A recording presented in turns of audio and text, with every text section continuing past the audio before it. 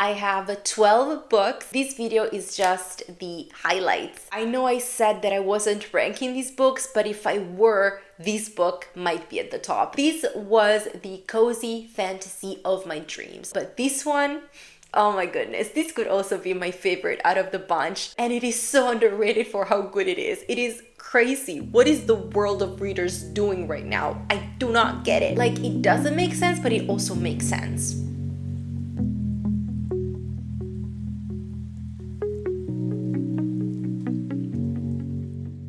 Hello my lovely readers and queers, welcome back to my channel, or welcome if you're new here. My name is Franny and today I would love to share with you the best books that I read in 2024. I know this is coming very late. I took a little bit of a filming break in the month of January, so I do apologize about that. Perhaps nobody is in the mood anymore to see top favorite books of last year or whatever, but I did have a very good reading year in 2024. I did read some incredible books and I just wanted to highlight them in this video. I will be very quick, I swear, I promise. I have talked about all of these books in previous videos from last year, so if you do want to know more about any of these books, I will be leaving the links down below in the description to the videos in which I talked more in depth about them, and you can just go and check out those videos. This video is just the highlights. I will follow the order in which I read these books because to me, they are all great. They're all incredible, depending on my mood, depending on the day, depending on what I would like to read in a specific moment at a specific time. All of these could be the best, could be the top book that I read in 2024. So I cannot, in good conscience, pick and choose. I will go in chronological order. These are all books that, in my mind, in my heart, are linked, interwoven with 2024. If I think of 2024, I will be thinking about these books. If I think about these books, I will be thinking about reading them in 2024. So they are one thing, and that's why I would love to go through these books in this video. And without further ado, let's begin. I have 12 books that I want to mention and highlight in this video. I couldn't get it down to 10, and I like that number 12. One for each month of the year. Starting with Feelings, A Story in Seasons by Manjit Thap. This is a beautifully illustrated graphic memoir in which we follow the author for a year in her life while she is dealing with seasonal depression. It is beautiful. I loved the illustrations. I loved the colors palette. I loved how poetic it was. I just thought that everything about this was absolutely perfect. Gwen and Art Are Not in Love by Lex Croucher. This is a queer YA retelling of the Arthurian legend and I just loved it. Oh my goodness. Lex Croucher has the type of writing style that just makes you addicted. You want to keep going back for more. You cannot stop reading. You need to keep turning the pages, metaphorically speaking, in case you're reading the ebook like I did. As the title says, Gwen and Art are not falling in love in this one. They are falling in love with other people, and we follow them as they live through all these emotions, as they come to terms with who they are and who they want to be and what is expected of them.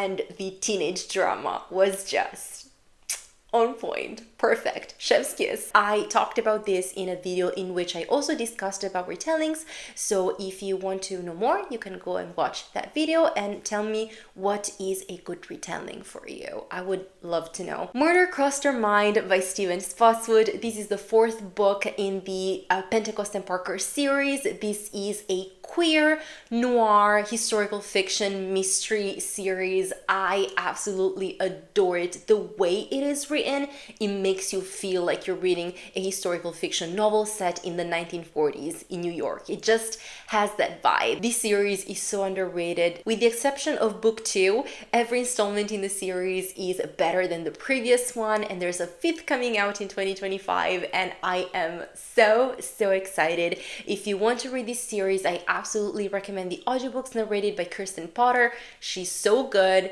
Absolutely 100% recommend. It is well written, it is fast paced, you will fall in love with the characters, and apart from the entertainment of it all, it is also historically accurate and well researched, which I really appreciated. Everyone in This Room Will Someday Be Dead by Emily Austen. Who is surprised that this book is on this list? I am definitely not. I know I said that I wasn't ranking these books, but if I were, this book might be at the top. That's just how much I loved and adored it. And just to give you an idea of how weird it is and how challenging it is, the main character is a woman, she's a lesbian, a main character that is very obviously severely depressed, and she finds a flyer one day that is advertising free therapy sessions, and she goes to the place, but without knowing it, she's actually interviewing for a job at a church, and obviously she's an atheist and she's gay, but she starts this job at this church and things just take off from there. I loved it. It is so beautifully written. I loved the audiobook narrated by Emily Tremaine. She was unbelievably good, and this book just spoke to my soul. It made me feel seen. I highlighted so many things. I was listening to the audiobook, and when I was reaching points that I absolutely adored, I was kind of like writing them down in the notes of my phone, and then I would go to the ebook and I would highlight the passages to not forget them, and that's just how great it was and how much I loved it, and I absolutely recommend. I absolutely need to read more books by Emily Austen. The Evolving Truth of Ever Stronger Will by Maya McGregor. This is a queer YA novel that is just going to make you feel all the feels. It is going to make you cry. It is going to make you angry with the world, but in a constructive way, in an activist way, in a way that is going to make you want to go outside and shout at the world to please be a better place and do something to make it a better place. I have a review up on my channel for this book as well. Please go watch it. Please read this book. Please love Maya McGregor as much as I do, because they are an incredibly talented author, so underrated, and these books are incredible. This is what YA needs now. Also, and this is very important, the audiobook of this one was narrated by Vico Ortiz. Okay, the Vico Ortiz. I actually need to listen to more books narrated by them. Cascade Failure by L.M. Sagas. This is a romp. This is a queer ? It is not clear yet, but let's say queer sci-fi novel where we follow a crew that is basically trying to save the world. That is what's happening here, from a virus that can literally destroy planets in the universe. It feels like watching a Guardians of the Galaxy movie, but you're reading. It was so much fun. I loved all the characters. There's a sequel, Gravity Lost, that I have started reading, and I cannot wait to continue because from what I've read so far, it is just as good as Cascade Failure, and I am here for it. Experienced by Kate Young. Oh my goodness, this could also be my favorite out of the bunch. This is fighting it off with Everyone in This Room Will Someday Be Dead. This book is so good, and it is so underrated for how good it is. It is crazy. What is the world of readers doing right now? I do not get it. Go and read this book, please. This is a contemporary romance in which we follow a character who is in her late 20s, and she has recently realized that she is gay. And shortly after this realization, she already finds herself settled in a relationship, and her partner is perhaps suggesting that she needs to go out and explore because she hasn't had the chance before they actually settle down as an established couple. Reluctantly, she agrees to this break between the two of them. She signs up on the dating apps and she starts trying to date casually to explore her sexuality and what she likes, and things do not quite go as she had initially thought. I can relate to this book in different ways, but it just spoke to my soul. I felt every page of this book on my skin, even if I was listening to the audiobook. I felt every minute of the audiobook on my skin. It was incredible. It is full of emotions. In its simplicity and also in its weird premise, it is so very realistic and relatable. In a way, you'll understand if you read it, so you have to go and read it to understand what I'm saying, right? That's catch-22 right there. It is not your stereotypical romance. Even if there is a romance, there's also fake dating, which is one of my favorite tropes ever, and it is so well done in this book. But it is also about friendship, about relationships, about queer friendships, and about how we just relate to other people and how to go about figuring out who you are and what you want from your life and in your life. And I just read it at the right time.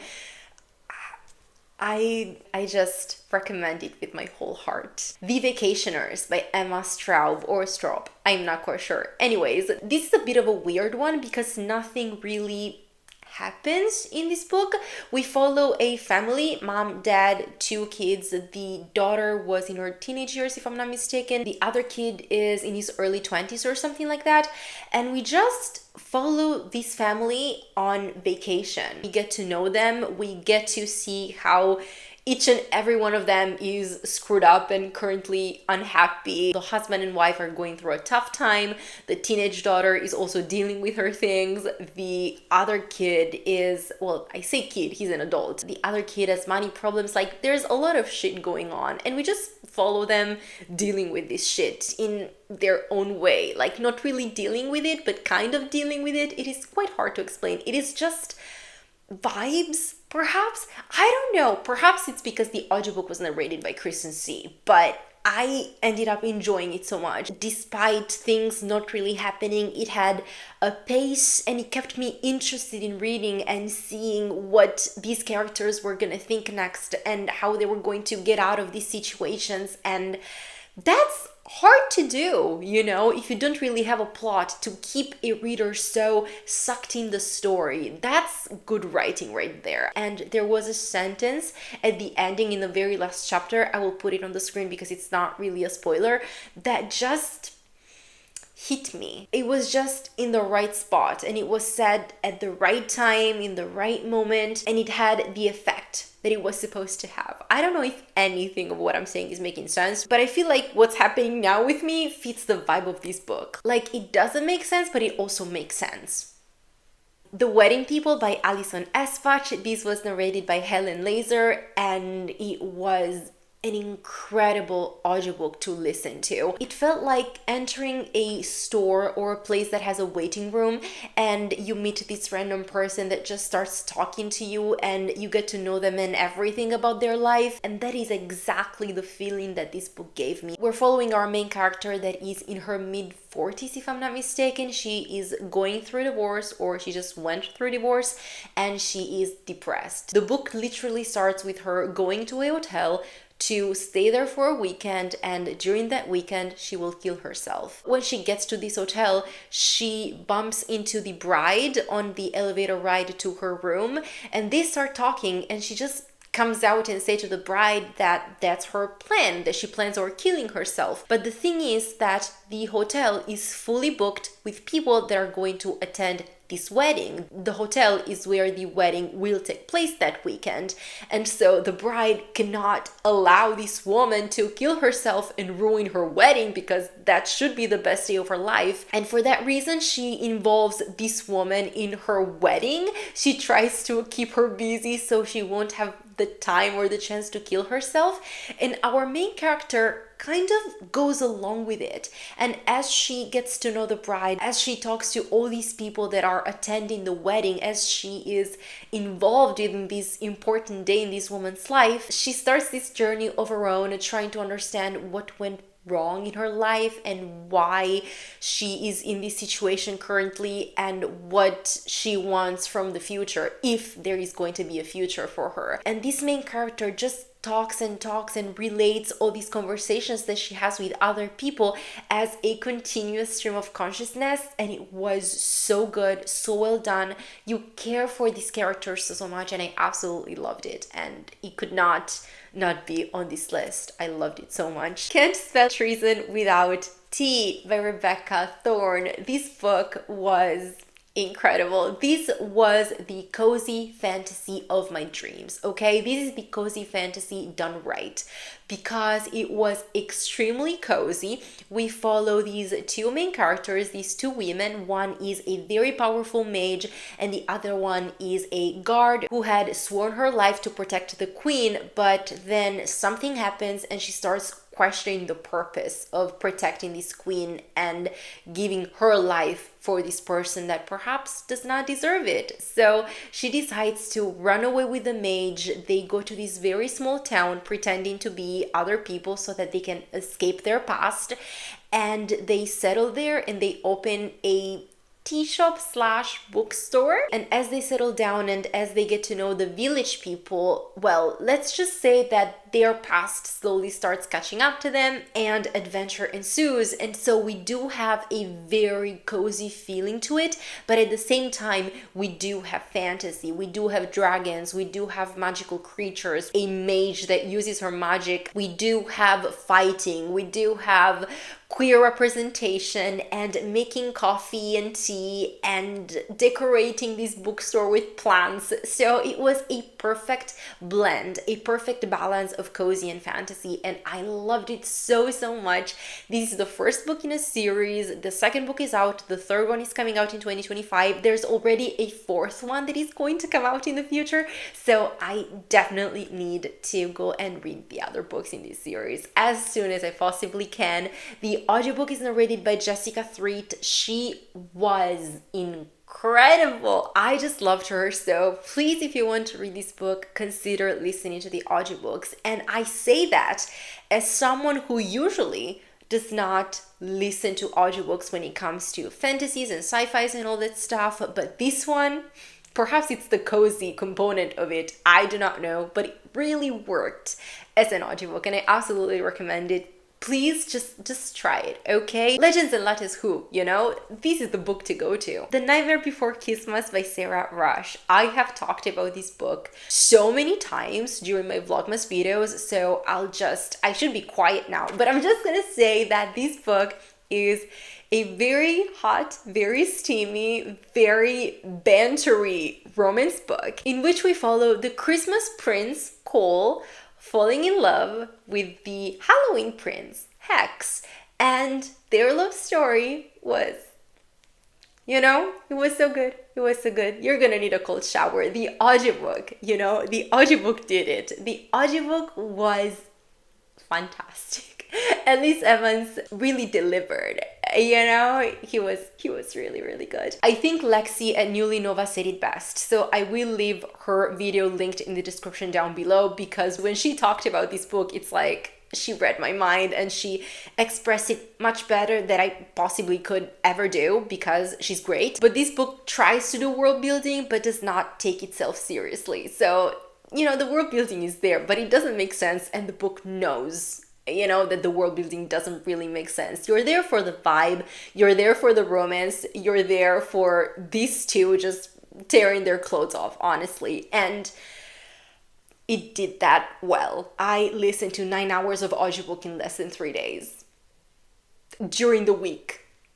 That's how addicted I was. And last but certainly not least, I have Make You Mine This Christmas by Lizzie Huxley Jones. Funny story, I read this book twice in 2024 because I had started it around the Christmas time in 2023, but I finished it like the first week of 2024 of January. And since the companion novel came out in October, I think, of 2024, I wanted to reread the first book. And reading it the second time around, it was so much better. I loved it so much. It is now in my mind the perfect Christmas book for me. I might reread it every Christmas. That's just how much I loved it while I was listening to it. The audiobook is narrated by Helen Keeley, by the way. So the main character in this book finds herself facing the harsh reality of spending Christmas alone, because she thought she was going home to her parents to spend Christmas with them, but they actually booked a cruise because they thought that she had plans. And the week before Christmas, she goes to a party with her best friend, and there she meets a guy. They start flirting, they kiss. It's a terrible kiss, but they have strong friend chemistry going on, and so they stay talking the whole night at the party. And long story short, she will go spend Christmas at his house and pretend to be his girlfriend. And when she gets there, she develops a very bad crush on his sister. There's a lot of things that happen that make this falling in love not problematic, so please just trust me on this because I'm trying to be quick, but it was so good. Absolutely recommend. It is a fantastic romance with fake dating. It is so Christmassy, it is so British, and I loved everything about it. Minus the British, it is kind of like The Happiest Season, the movie. That movie we watch every year, so I am guessing this book I'm going to reread every year because it is just Christmas in my heart. It is Christmas in book form, and I loved it so much. And that was one of the best ways to possibly end the reading year of 2024. So this is it for this video. These were the best books that I read in 2024 and that I wholeheartedly recommend to everyone who wants to read a good book. Please let me know in the comments down below if you have read any of them, and also please let me know what were your favorite books that you read in 2024. And if you do have a channel and you definitely have already uploaded your favorite books of 2024 video, please let me know so I can go and watch it, because I'm the only one who hadn't done it yet. That's just how bad I am, but I'm trying to, you know, cope with life. So again, thank you very much for watching. I will see you very soon in another video, but until then, have a good one, take care, and keep reading queer books, obviously. Warm hugs, bye.